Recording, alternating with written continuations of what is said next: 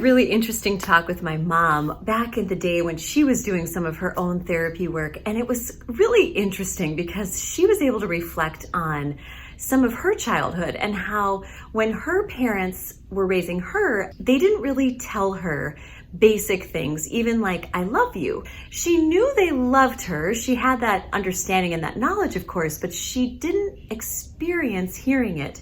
And she was reflecting on how that impacted her and her confidence level, and also even how she parented us, myself and my two sisters.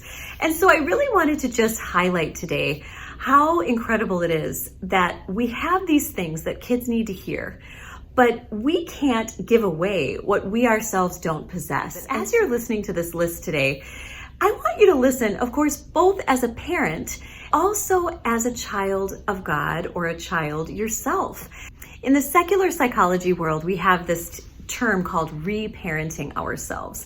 And it sounds a little silly, but it kind of goes along with the premise that as children, we don't all receive everything that we need. And of course, as we integrate Christ into that, really the truth is we have this ultimate parent who's able to give us everything that we need. As you're listening to this list, I'd like you to think about what you need to hear from him.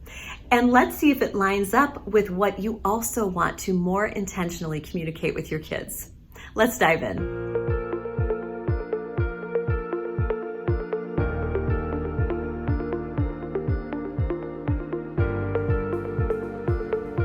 Well, hi there. My name is Dawn, and I'm a licensed therapist in Minnesota and a homeschooling mom and a Jesus lover. And my goal today and every day is to simply inspire you to connect more deeply with God and your family. And today, the way that we're going to do that is by going through a little list of the 7 most important things that kids need to hear. Number 1 on the list is, of course, I love you. Kids need to hear the expressed statement of truth, which is that I love you. And we're saying a lot with that, right? And hopefully our kids already know this from our actions. And some parents will express to me that they're just a little bit afraid of saying this too much, that they're afraid that they're going to spoil their kids with too much affection or too much verbal expressions of love. And let me just squash that myth right now. There is no evidence to support that. And in fact, what we see is evidence of kids who don't receive those intentional statements of love. They don't thrive as much as kids who are super secure. And the one way that we help kids to be super secure is to involve all of their senses in terms of expressing our love to them. So we want them to see it. We want them to hear it. We want them to feel it. We want them to fully understand and experience our love. And I don't know about you, but as I think about myself on my deathbed, the one thing that I don't think I would regret is saying I love you to those in my family. So I love you, it kind of goes without saying, it feels basic, but if you find yourself holding back at all, I want to just encourage you to let it flow. Be gushy, overflow if you need to. I realize with teenagers, sometimes it doesn't really work quite as well, but to do your best to intentionally express that love in a verbal way. Number 2 isn't going to surprise you either. It is, you can count on me. And what are we saying to our kids in that moment? I really think what we're communicating to them is, we are reliable. We are dependable, trustworthy. I will always be there for you, whether it's to pick you up from figure skating lessons or to be there for you when you're in a time of trial. It's letting them know I'm always there for you. And I don't know about you, but I feel like there's just such a comfort knowing your parent is there. I actually lost my mom a couple of years ago. It does feel a little bit like being orphaned.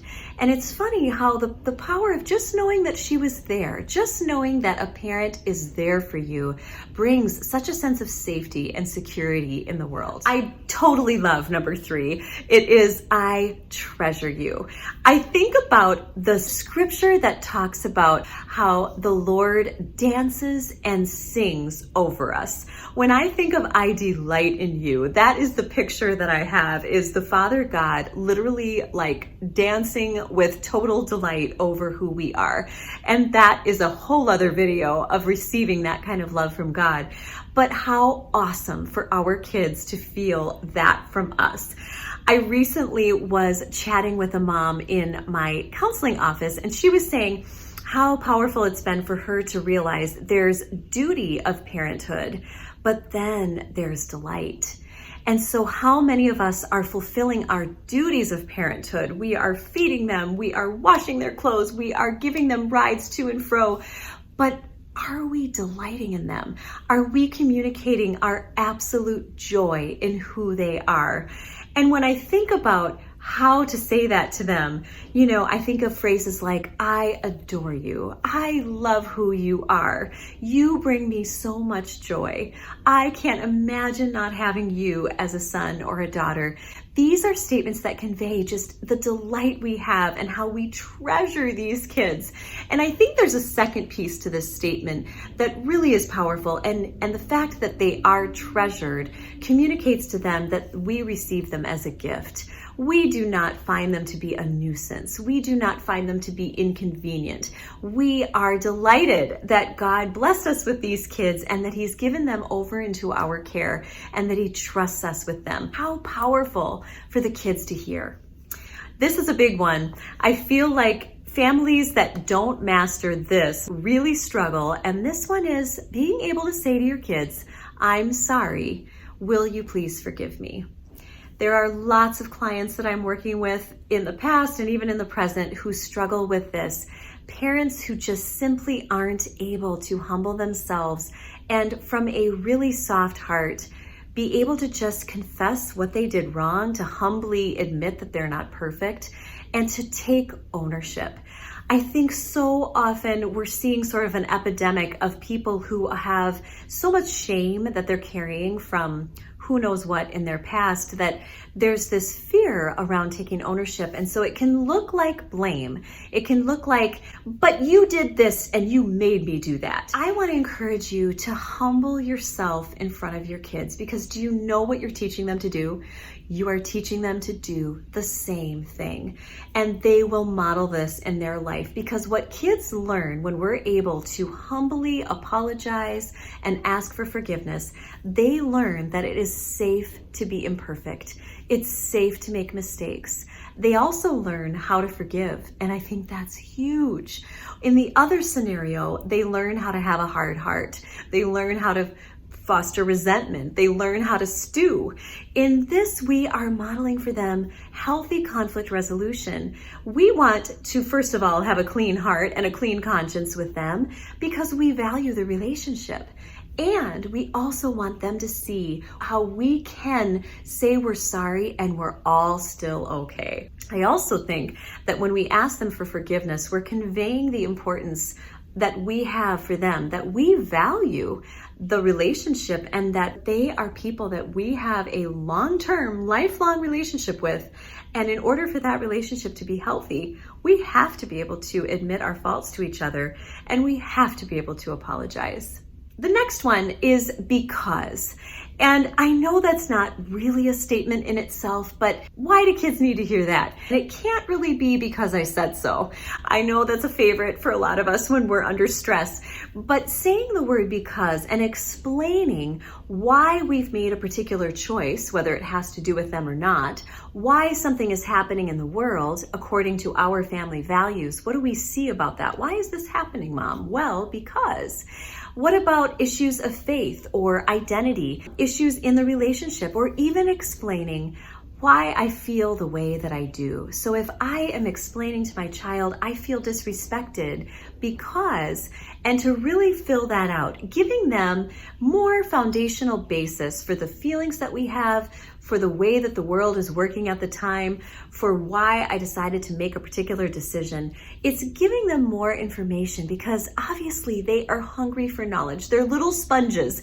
And of course, this is age appropriate as well. But as I think about my kids, we're kind of in the 10 to 13 range, and we have robust discussions about why we are seeing certain themes in the world and in culture today, and being able to talk about those and process them together and exchange ideas. It's a safe place to discuss why. And I think, of course, that encompasses a ton of different topics, but being willing to go there with your kids, it's valuable and they need to hear it from you. Number 6 is a big one. In fact, when I interviewed Dane, my little 10-year-old, he said, I think that's the most important one, and that is no.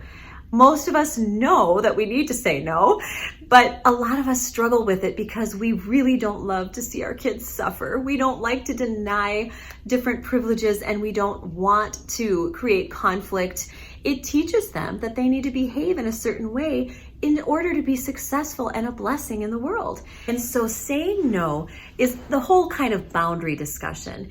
And the boundary discussion is really allowing your kids to know that there are limits, because it will serve them well in the future. We know that kids who do not hear the word no enough actually end up quite entitled and quite self-centered, because without that word no, kids are inherently going to self-serve. They're going to put self on the throne, and they're constantly going to be orienting their life around how to please themselves rather than learning that discipline of looking outward and denying ourselves so that they can be a blessing in the world. They can make healthy decisions. They can follow Jesus wherever he wants to go. We have to be able to hear the word no, and we have to be able to receive it. And saying this to your kids is going to give them a lot of practice. And last but not least is I believe in you. This really underscores how we view our kids. Many times as I'm meeting with adults in my counseling practice, what I've noticed is this one seems to be missing for a lot of people. They don't really know how incredible they are. They don't actually understand the gifts and the talents that they carry, and also what their destiny is in the earth. They are stuck in lies about their worth and their value. So I want to encourage you to intentionally tell your kids what you see in them. Name the gifts. We call this calling out the gold. So finding the gold in them, even in discipline moments, can be so powerful. And it can look something like this. Johnny, I know that you are an incredibly loving person. The way that you just treated your brother didn't fit in with that. So I know that's not who you are. I believe you to be an extremely loving, caring boy. And so we have to deal with this other treatment of your brother because it doesn't fit in with the truth of who you are. I love approaching discipline that way because it's saying, I believe the best about you. I believe that you carry these positive traits. This one is sort of an art. You know, there's an art and a science to parenting, and I feel like this one is the art because we really want our kids to hear all these specific gifts that they carry, and we have to hold an intention with all the things that we need to help guide them through in terms of character building. But when you call out the gold, you are expressing how much you believe the good in them, that you believe the best about them, and that, my friends, is a very powerful experience. So I want to know, which of these do you think you could do a better job communicating to your kids?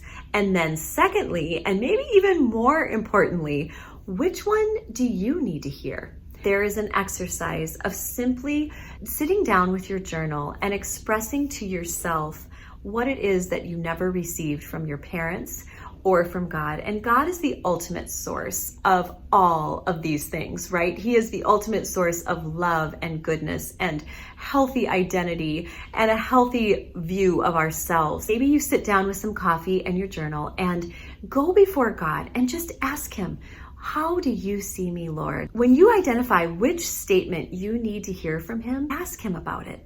Ask him to show you that one. God, show me that one in your word. Show me that one in my daily life. Just pray and ask God to meet you in that void, and I know he will. So I encourage you to remember, whatever you yourself have not received, whether from a parent or from God himself, you cannot impart to your kids. So let's change the generations. Let's change it up. Have your time with God, receive the truth from him, and then pay it forward to your kids and the generations to come. You just cannot believe how that could change the direction of a family. So it is worth it. You are worth it. And I can't wait to hear how this goes for you.